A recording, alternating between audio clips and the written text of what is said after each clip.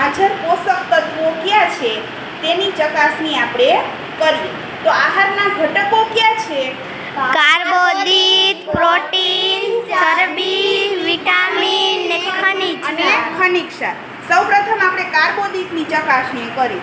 તો કાર્બોદિતની ચકાસણી માટે આપણે આયોડીન લેશું. શું લેશું? આયોડીન. હવે એને જો રોટલીના ટુકડા ઉપર નાખતા કેવો રંગ થયો? કાળો.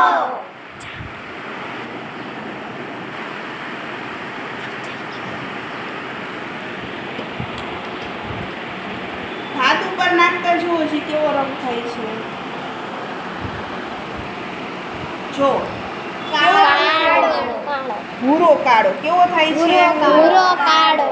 પછી આ બટેટા ઉપર આયોડીન નાખીએ તો શું થાય છે? જો ભૂરો છે ને, ભૂરો અને કાળો.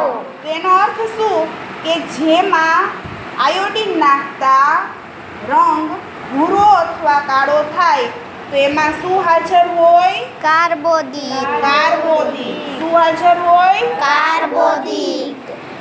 હવે આપણે પ્રોટીનની ચકાસણી કરીએ. શું તેની ચકાસણી કરશું? પ્રોટીન. પ્રોટીનની ચકાસણી માટે સોડિયમ હાઇડ્રોક્સાઇડ સોડિયમ હાઇડ્રોક્સાઇડ, એટલે NaOH NaOH, અને કોપર સલ્ફેટ કોપર સલ્ફેટ એનું દ્રાવણ આપણે બનાવેલું લીધું છે.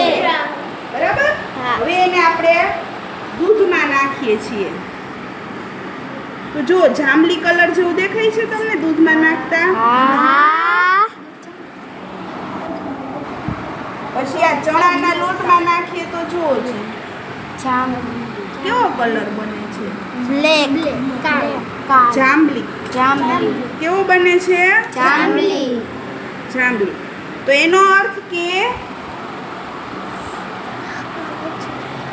તો તું જ્યારે